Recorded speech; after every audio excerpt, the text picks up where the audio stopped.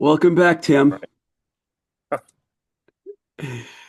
I was on Instagram this morning, and one of your former bandmates, who always has been listening to my show, Jeff, and I was checking out his stories that he's posting. They're Oh yeah, fantastic. yeah, yeah. That was well, probably the longest tour Green Magnet School did, and it was sort of a I don't know, it's kind of bleak as they can be, and playing to not many people, and you're just out there doing your best, and there's always weird stuff, there's weird people out in this world, and yeah, you run into a lot of them. Yeah, I I haven't had a chance to was going to say, listen I to much. always respect the bands that go out in their van and play in front of 10 people because it's the only way you're ever going to understand the whole deal is get out there and do it. Yeah. He said to say hi anyways, because I was texting with him this morning. Oh, cool. Yeah, yeah. Jeff, yeah, he's a good guy. He was kind of in the beginning of Black Helicopter too, right? Oh, he's definitely, yeah, he's on the first few albums. Yeah. He played bass in Green Magnet School, and as Green Magnet School sort of evolved into Black Helicopter, he switched over to guitar. Yeah, things like Green Magnet School was sort of just been so much turnover, and it was pretty much run out of steam and couldn't get booked anywhere. So we were just playing in our basement space for like a year and a half, and it just things changed as it does when you have different players and switching instruments and stuff. I mean, I stayed playing guitar and singing, but it was the end of Green Magnet School was um, Matt and Zach from Cudgel. That was our rhythm section, the bass and drums, and I don't know. We had this crazy idea where it would be like two guitars, two basses, two drums, but it was just too unwieldy to try to do that, because it kind of would have been cool, like to have like two power trios, and you could actually do some trade off things and everything. And that was sort of the idea. And that tour, we did do two bass players. I think it was only one drummer then and one guitar, but so yeah, unfortunately, that idea just we just couldn't stabilize long enough to try to evolve that one. I love that. Dirt Bombs have done that. I think they ended up with just one drummer and two bass players, but I think they had two drummers and two bass players when it first started, which is pretty cool, man. Yeah. Um, I love your new record, man. I've only had the whole record for a little more than 24 hours, but I've listened to I'm going to go over all the tracks with you, but because I really love it. Skippy D I had for a while, and I was checking that tune out, and then I knew um, Charlestown's Burning was going to be on it, so I was really excited because I love that song from when I heard it live. Before we get to that, I was wondering about this because we didn't really talk about this much last time, songwriting. Um, has your songwriting process changed over the years since, say, Green Magnet School? Like, I'm not even sure what your role was with the songwriting with Green Magnet School. And if you did write or you didn't, has it evolved in your mind in terms of the way you approach it over the years? Yeah, I mean, I Green Magnet School, a lot of stuff was written as a unit. So, um, I mean, there were few. Yeah, from very early on, I was writing. I did write some song like Barmecide Room on the first Green Magnet School record. I wrote pretty much on my own, but there's always a collaboration to get it over the finish line. I mean, what has changed the most is to be able to just do it on your computer. You can pop up a drum loop and throw a bass line down, or you can get an idea down much quicker and more fully fleshed out than just an acoustic guitar and a couple of words. But I never ever really finish songs. and it really does take input from other band members to hammer it into shape. Help me understand that a little. So do you get the acoustic guitar out and then start come up with chords and lyrics and then go to the computer? I mean, lyrics always come last. For me, it's always them write the music or come on. I'll be sitting watching TV, playing guitar. I'm like, oh, that sounds kind of cool, and you know, then you just take that, throw it in. It's yeah, it. I don't know. It's always a little different, but I've got tons of demos on my computer, and I'll just go back and I'm like, oh, I forgot I did this, and then bring it in, and then we take it, hammer it into shape. Uh, it's often what happens. I forget these songs exist, or we'll come up with something. Our drummer Matt, he's really really good about recording anything we come up with and during rehearsals, because you just I always like to hack around a little bit before we get to business playing, rehearsing songs. And so often things come from that too, and then we take that and develop it. I know on the last, before we talk about the new stuff, I know on the last time we spoke, I asked you a lot about King of Wormtown, and you told me the story about how you and one of your other bandmates worked at a store, and this guy came in and he would hang around there all the time. Did you come up with those lyrics after that situation? Is that how that song was written? Yeah, a lot of it was actually touring, where we would listen to, because we had recorded his uh his ramblings, and we would take and listen to it, kind of savor it like people used to with like the tube bar, or like crank phone call stuff. But for Yeah. us, it was just as entertaining as that. And so we would listen to it and we discussed it a lot. So it's actually easy to write lyrics because we had really internalized it so much, and kind of broken down his what his character was, and how life had gone for him. So it was easy to write those songs. One other question about a song from the first record, Army Pup Tent. How did that song get written? That one actually is literally verbatim what he came in and was talking about. So I really pretty much just listen to the tape, write it down, sort of shape it a little with like changing, but pretty much that was it. And that one was hard because the riff I wrote, I was like, oh, now I got to sing over this riff that was actually a little bit more involved than just playing some bashing out a few chords. So, but that was So, a really early song. so now coming to current times here, after all of these records you've done since 2004, including that great Bolt La Volta cover, which I Oh loved. yeah. Um, you're doing it more on the computer now than you were then, I imagine.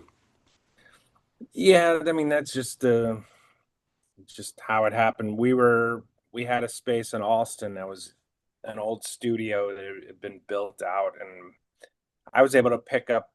First, I we started with an 8 track, half-inch 8 track. Then I got a 1 inch 16 track, and we at the tail end we had a 24 track, a 20 Otari MTR 20, I believe.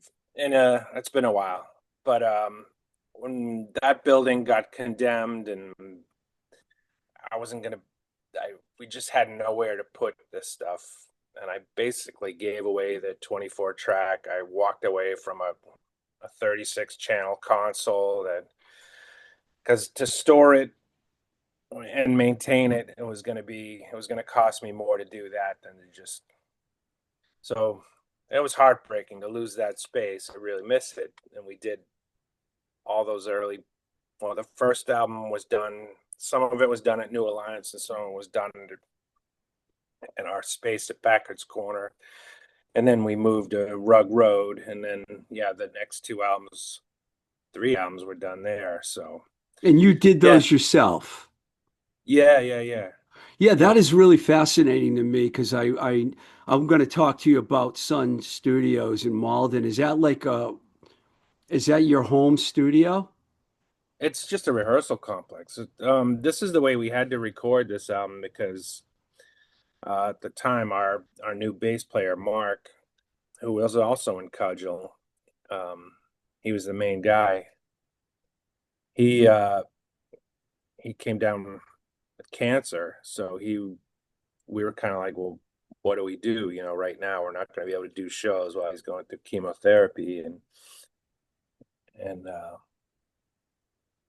so we had all stuff written. So basically, I just wired up our rehearsal space, and because I still have tons of gear left over from when we had a big studio space. So, and then yeah, recording digitally as opposed to I've been doing that for a while anyways, because once I gave the tape machine up, I needed some way to record. So yeah, The first record was done on 2-inch tape at New Alliance, right? Mostly. some of it was done on at New Alliance, and like 3 or 4 songs were done on 1 inch 16 track. It's And amazing because one thing I like to do is A and B stuff, and I did that with the first record and the new record this morning. And it's amazing how much more powerful the new record sounds. I was surprised. I was like, wow. Because, I worked with those guys over there, Mark and Nick, before, and you guys just did an amazing job. So, your studio setup, talk about the recording process. I mean, do you set everything up yourself, and then and who pushes the buttons and records? yeah, pretty much.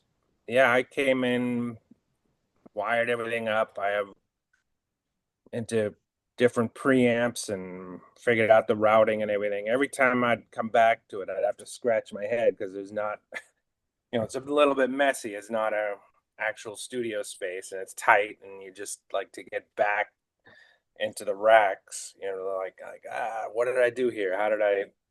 But pretty much we would come in. We were pretty good about coming in like once a week, try to get a song or two down each time and see if those were the keeper version. I mean, it took us a long time to do this record. So, Mark, by the time we finished the basic tracks, Mark had gone through treatment and he was in remission. Thankfully, it was, but it just takes time. We were gonna add a few more songs, but the mixing process it took me a long time to mix. I would do a mix and would be like, oh, okay, yeah, it sounds good. What do you think, guys? And everyone was like, yeah, yeah, sounds great. And then then like a month later, everyone was like, well, it's hard to get a realistic assessment of what it is because people weren't really critically listening, and it just took a long time. And then also when we sent it to get mastered, then a lot of flaws presented itself. So we had to go back and remix. There was a lot of mixing, probably more mixing than time spent mixing than recording it. So you brought it to Jeff Lipton, and he said you have to fix things. Is that what happened? Yeah. Uh yeah. Well, we went to another mastering engineer and he said we had to fix things and then he really couldn't work with it so much. So we went to Lipton, who's done most of our stuff anyways, and he always does a great job. He's like the best one in Boston, right? You know, I haven't tried them all, but I keep coming back. So Yeah, I know a lot of people that are religiously and with him, he's their guy, Jeff's their guy. yeah, And when I used to do Red Car Records, he did all our records for us because LEV from the Charms and him were like really tight. So he's really good. Um, there's so much about this record I want to talk to you about. I'm going to start with the guitars because I know there's more than one guitar track on a lot of these songs. How yeah. many guitar tracks are on some of these songs? Well, sometimes, if you do one guitar, you're like, well, that's nice. Let me throw another guitar doing much the same, and you hard pan them so you get like a more open, wider sound. And and then you have another idea. And so a lot of times guitars get doubled and panned, maybe not hard panned all of them. And you're like, oh, maybe an acoustic would work here and everything. And as a guitar player, I guess it's like having a hammer, and every, every problem looks like it gets solved with another guitar. But it's not as many tracks as you would think. What's the most guitar tracks on one of the songs? I mean, some of those songs, yeah, some of those songs would be like Egypt, two guitar tracks. Massachusetts, was that the one with the most guitar tracks on it? It could be. It could be. I don't know. A lot of it, the basic tracks. Ended up replacing a lot of my guitar tracks from that we did on the basics, and I just have this little uh, Vox amp at home, 4 watt, and a lot of stuff I just did through that, and I gets a good sound, and it's right there next to my computer. So a lot of it was done with that, and so maybe there'd be like 8 tracks of guitars on some songs. 8 tracks? Yeah, 8. 8 guitar tracks? Yeah. Yeah, but they're not throughout the whole song. They would be like, Wow. or this little section here will have this guitar kind of pop out, and then it's gone. So some of it, yeah, you just experiment around, try different things and layer it in, and but end up taking away more than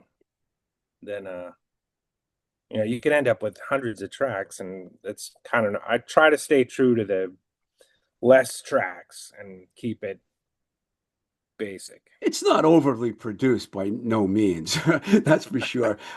If did you, how did you get so good at engineering? Did you ever work with other bands, or have you always just done your own stuff and you've just gotten better as the years have gone along?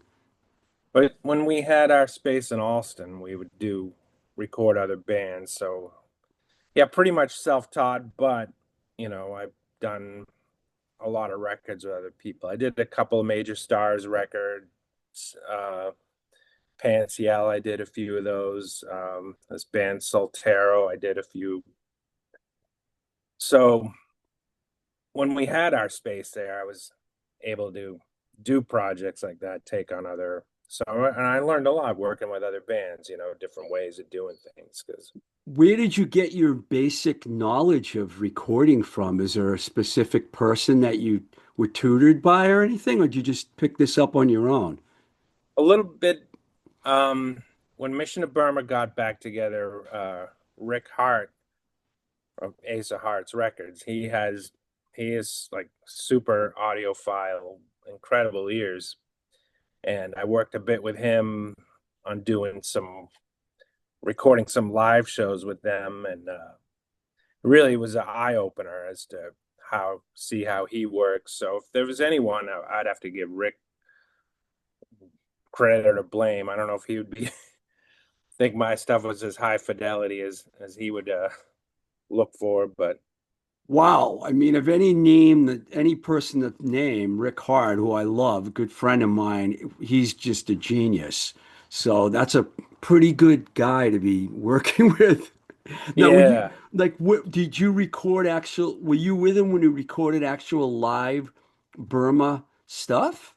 yeah, yeah, yeah. Yeah, he'd bring out these very expensive mic, like Royer 121s, and he'd bring out all these Neve preamps, and we'd record them live. So like the first 3 or 4 shows, I think he has like just live, because he did Horrible Truth About Yeah. Burma. He just did that on I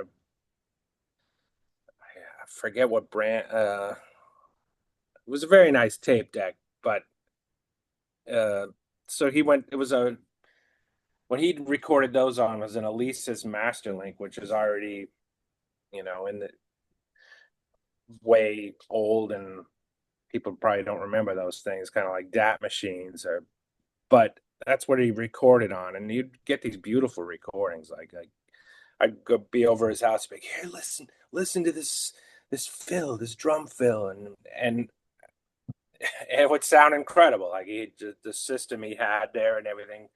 He would make these incredible recordings of, and those first few 3 or 4 live shows, he definitely has those, and they sound great. Ye- A really good recorder, engineer, producer, whatever you always talks about the kind of mics that you use. It's always really about the mics. Is it the same way with you? To some degree. I mean, I can't afford the mics that I would like to use, so you have to get not swept up in the hype, like because there's always new mics and new gear coming out, and there's all this buzz about it, and then a year later or 2 years later, nobody's using that. So I try to stay true to classic mics or stuff that are tried and true. People have been making records for however many years. I don't know, close to 100 years now. You'd have to say. So yeah, about 100 years. So Aside from Rick Hart, is there any other engineers? I have a feeling you're going to say Steve Albini, but is there any other engineers that you really listen to and go, yeah, yeah, they got it right? oh well, definitely Albini. But I mean, I would when Tape Op was having conferences, they did like 4 or 5 conferences. So I missed the first one, and I went to those conferences until they stopped having them because it was too much work. And it would be the most incredible thing. Like you and Steve Albini would come in and like, well, I put the mics here, and then I throw a couple mics out, and like you're in a hotel ballroom, and he just there's someone playing drums, and he brings up the faders, and they're like, there it is. Like this guy, so you'd see people like that, incredibly famous engineers would be at these conferences, so you could watch or hear how they work, and then they'd have panels. So they'd all be on a panel. And you'd be like, "This is amazing." They have Rupert Neve there one year. It's like, I know I'm spending a lot of time on this, but I genuinely am fascinated by this album being recorded in a practice space. I really am. I think it's incredible.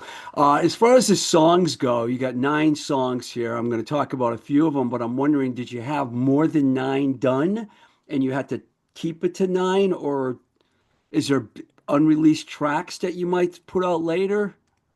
there was one other song that Mark wrote that almost made it on, but I just time whatever the time crunch was, excuse me, getting to us. So it just, I mean, between the recording and it's almost 2 years ago that we started recording it. So just things take time. So at this point, yeah, we have enough ideas that aren't fully fleshed out, but more than another record. So hopefully sooner rather than later. But as you know, it takes a long time to get these things to Yeah. the light of day. What made you guys release, or was it maybe the label? We'll talk about Best Brothers in a minute because they seem to be really behind you guys. Best Brother, was whose idea was it to put Skippy D out as the early track? Probably Matt, our drummer. He's more the strategic guy. I, he's more. I'm not on social media at all, so Good for you. strategy. It is good, and then it isn't because when when it comes time to be promoting this record, I'm sort of MIA, and I don't really have any irons in the fire or like, oh, what do I do? How do I Well, reach people? let me make you feel rest. You can feel rest assured that someone's doing it because there's been a lot of good posts about this new record, and that's why I knew about it a few months ago. Um, so Skippy D was just kind of like, we'll put that one out first and see what happens, or was there an intention behind it? I mean, I think thought it was kind of one of the catchier ones, and yeah, it's not it just came out well. I don't know. It's you know uh Skippy D, I'm sad we left that as the name. I like a lot of these songs that still have the working titles instead of coming with something more clever. But Yeah, the third track, I don't even know what that title is. J after scores, at what is that? oh yeah, so I think it's supposed to be just Jasper, but I got clever using numbers and backwards Of letters. course, that went right over my head. Sorry. Yeah, yeah. Um, Uh, oh, go ahead. well, I was going to say, I was going to mention a few tracks that I wanted to specifically talk about. Five of Hearts, track number 4 on the record, just a great guitar rock song. Talk about that one for a minute. Yeah, that one,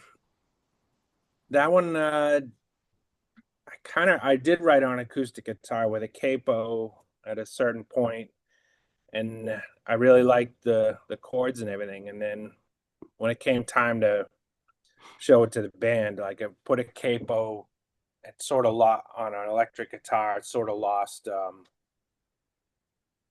don't know, with a three piece, maybe with another guitar player, I could have got away with it, but it just felt a little empty. So I had to transcribe it to regular tuning, which changed it to a more straight ahead song.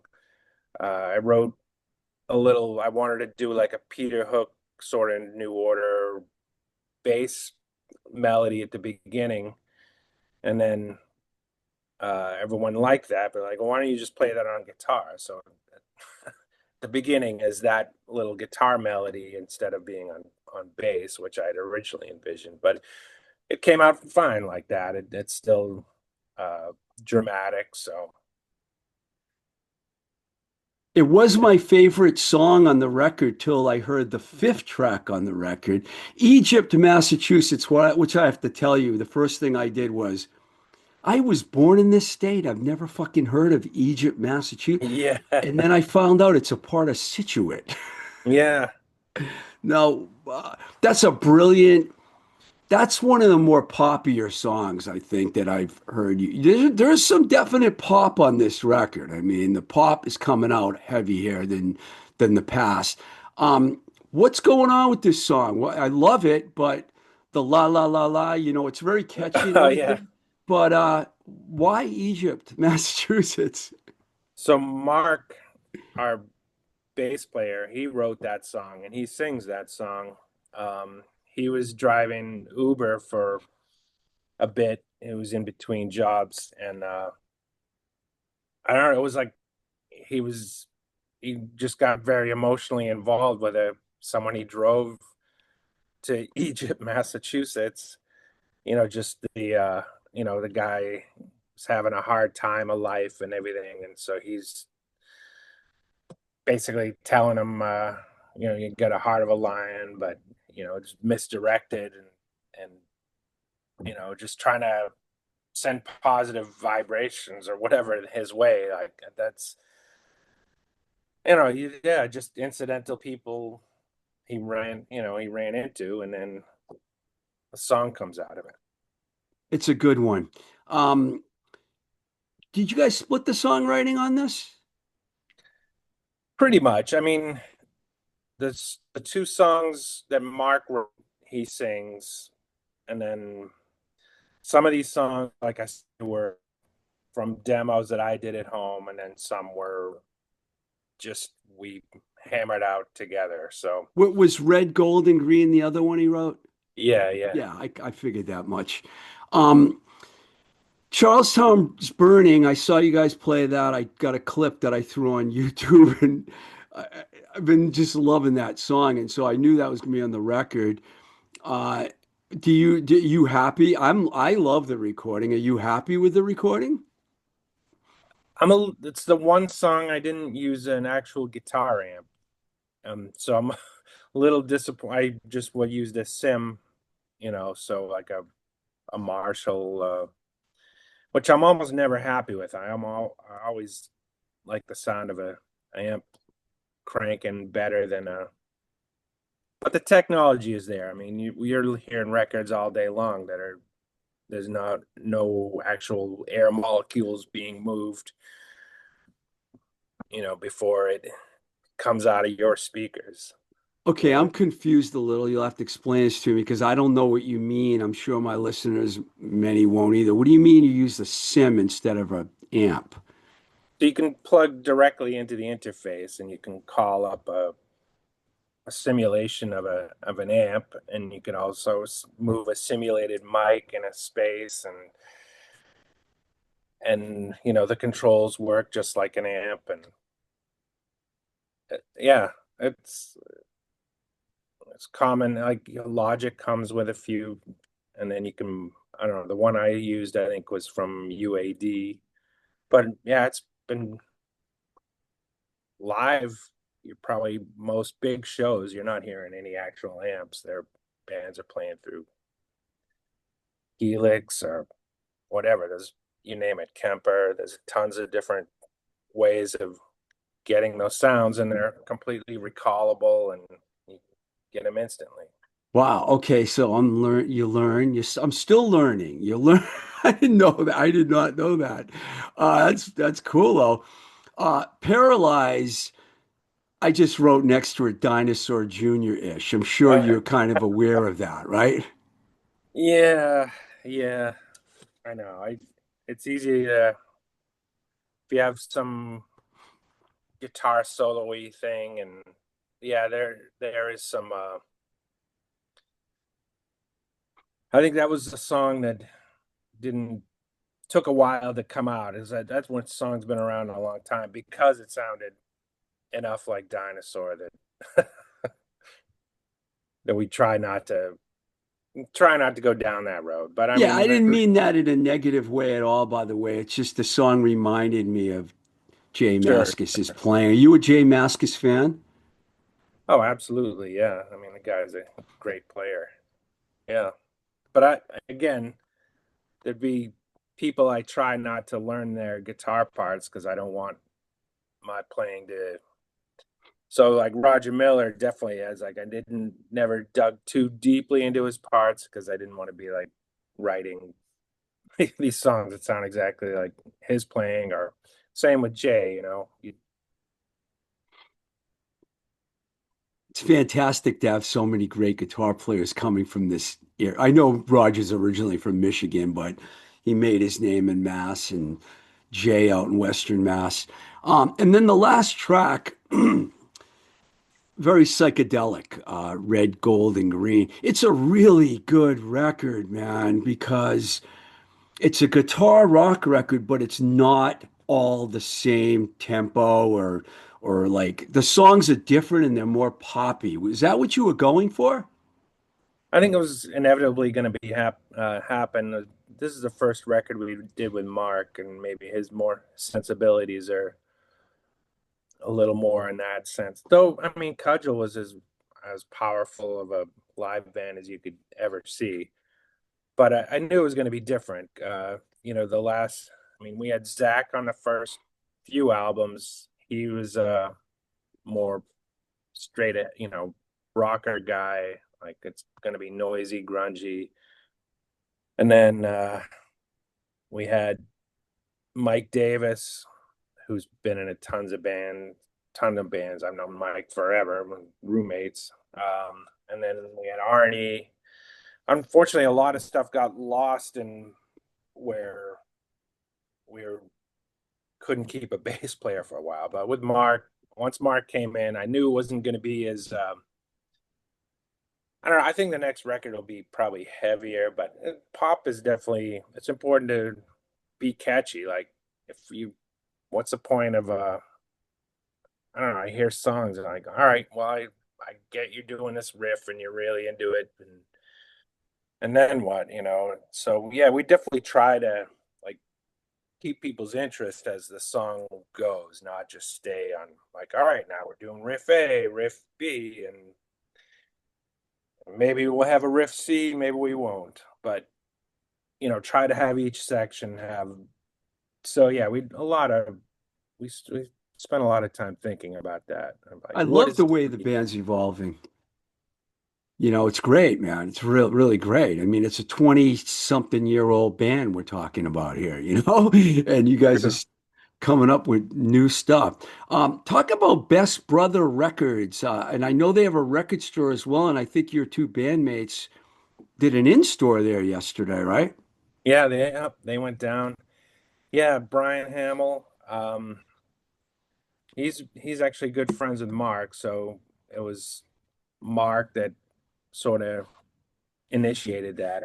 Good luck to anyone trying to get all our albums because I think every single thing we've done has come out on a different label. So it's we have a meandering path to where we are. And the vinyl just came out simultaneously with the digital, which is hard to do these days, but you guys did it. Yeah. The vinyl I was happy with how that came out. Is that's the uh, usually I get the test pressing and it's like ugh, like and I've had to have fights, but this was the first time we got a test pressing back. Like, perfect, and it doesn't happen that often. Good for you, man. Yeah, I mean, after the all the mastering and everything, I it took forever to. Well, when we finally got to Jeff, I mean, he did a great job with that. We didn't have to send it back to Jeff at all. I like, all right, Jeff, perfect, thank you, and same thing with that. Yeah, And your label was happy with it. yeah, yeah, and a lot of I think I don't know if we initially intended it for the vinyl to be orange, but that was an option. And like, yeah, that looks great. So, and then the cover, the letterpress, that again, Mark knows a lot of people. Mark has a lot of friends, so Is there any you know, meaning behind the title, Balancing Act? yeah, pretty much. It's keeping everything. Mark's a little more new agey than me, but just trying to do everything you do, like trying to keep a job, trying to write songs, trying to play shows, trying to. It's all a balancing act. So that's pretty much what it is. Takes forever to put a record out, but we did, and we got everything in balance and put it over the finish line. It's going to make my top 10 of the year. I can tell you right now, man. Just after 24 hours, I already feel that way. I really dig it. Just a couple general things I wanted to ask you, and then I'll let you go. Who are like some of your, I want to do two parts. One, your all-time favorite bands that have influenced you, and then your all-time favorite Boston bands, because I know from talking to you that you're like me and there's Boston bands that have really had an impact on you. What bands all time period, they can be Boston too, I guess, would you say have influenced you the most? I mean, going back, I mean, UFO is the first my first favorite band ever. So I'm still a big UFO fan. I'm still at some level, maybe I'm writing UFO songs. At least Okay, to I me, know they said, I know I told you the King Diamond story last time. Did I tell you my Phil Mogg story? no. Oh, well, then I got to tell you, man, I'm sorry for you people out there listening that just want to hear about Black Helicopter, but I have to do this. When I worked at Metal Blade Records, we put out an EP, Ain't Misbehaving, UFO. Not one of their more famous records. No, it's my least favorite record, but Yeah, but Phil came over and did some promo with us, and I was the one that got to drive him around and take care of him. And I would pick him up it was like 3 days he was in LA. I'd pick him up in the morning. He'd say, "Take me to get beer." I'd go get him beer. He'd drink beer all day long. The highlight for me, which I'm going to tell you about, is I have to meet some friends at the Rainbow. Can you take me there later? So I'm like, all right. He didn't tell me who it was. So we get to the Rainbow, come in, looking around. First, John Entwistle and Lemmy are sitting there because they used to hang out there a lot. So we went over, said hi to them. I didn't get to shake their hands, but I was just in the background, like listening and watching. Then he's like, there they are. And it was Lita Ford and the dude from Wasp that she was married to. Why can't I remember his name? The big, oh, crazy, clunky guy. Chris Not Holmes, Blackie, maybe. Chris Holmes. So, so I got to hang out with them at a table and drink. And That's wild. Phil is just fantastic, man. Fantastic guy. And I remember you told me about all your love for metal the last time, like we're talking about Yeah. Merciful Fate and all that. But that's great. So UFO, you put number one on your list. Who else? Let's see. Well, Motorhead is the first band I ever saw live, so that's certainly and kind of important. A three piece, how do you make a three piece work? Certainly Motorhead did, and they have a signature sound. I think that's um, but Husker Du, they've just put out that live stuff from 1985. I'm blown away how good those songs still sound live. Just a three piece, like they were such a great band. Uh, I mean, locally, like you mentioned, the Bola Volta, like for us, like early Green Magnet School, seeing them live is like, wow, this is incredible. Like Did you do gigs with them? we did play some shows with them, yeah. Actually, we played with them at CBGB's once. Wow. We were on after them, and it was packed for Bola Voltas, and we went on at like 3 in the morning, and nobody was there. So that was a little. Was it one of those CMJ convention or new music seminar shows? Bro, I can't remember, but they used to do that. They would have the headliner on, and then they'd have another couple of bands afterwards. Like, oh, what's the point? But Yeah, I know what you mean because one time the Charms played at CB's and Brian Jonestown Massacre went on right before them. And I was like, this is weird. How did they come up with this lineup, you know? And yeah, yeah, CB, I used to go there a lot and they had some. My favorite thing about that place was the hardcore matinees on Sundays. And this was in the 80s, you know, when it was really happening. Um, so any other Boston bands? I know Mission of Burma must be on yeah, your list. definitely. I mean, there you go, another three piece basically that makes a punches above their weight sonically and great songwriting, poppy. I mean, Cudgel, who I play with all the guys from Cudgel, but they were always fun live back in the day. Bulkhead was a great band that Green Magnet School used to play with. Crazy Alice, they were. Crazy Alice. Ha! Gino on drums, right? There was yeah, they went through a few drummers, but a little incestuously, the first drummer in Green Magnet School was the first drummer in Crazy Alice. So Oh, Craig Duhamel. So I think I only knew them when Gino Zanetti was their drum. I don't know if you remember Gino, but I had he gave me a Crazy Alice shirt. I had that for the longest time. yeah, That must have uh, been the late 90s. probably yeah, more early. A lot of these bands, yeah, it was early '90s that we were playing with. Crazy Alice, yeah, they were around for quite some time and went through a few different changes. I love that you mentioned those guys. So what's the future looking like for you now? I mean, you got this record. Are you going to play a lot of gigs? Well, realistically, I don't know. It's do what we can, but jobs unfortunately come first. We do, maybe when we retire, we'll go out and do some extensive touring, which would be kind of funny. It's hard to Um, tour when you reach a certain age, though. I used to go out there in a van with bands. I couldn't do that anymore. No right, way. yeah. I don't know how we do it because I work at the Wang Theater and I have to be here for shows and when so I'm really dependent on the booking and they like to book on weekends and times when people so it's that makes it hard for us to book shows often as my schedule. Did you go to the Joe Perry Project show? Well, I was here, yeah, I was working, so I yeah. saw them I went to the Who and saw them at Fenway, but Buck was on my show, Buck Johnson, their keyboard player. I heard they were phenomenal at the Wang. It was good, I was wondering how I was going to work with Chris Robinson. Actually, I thought he did a great job. Better than Gary. I like Gary, but Gary, I saw them with Gary and it didn't fit. Yeah, Gary Sharon. yeah. So you go to all the shows that happen at the Wang?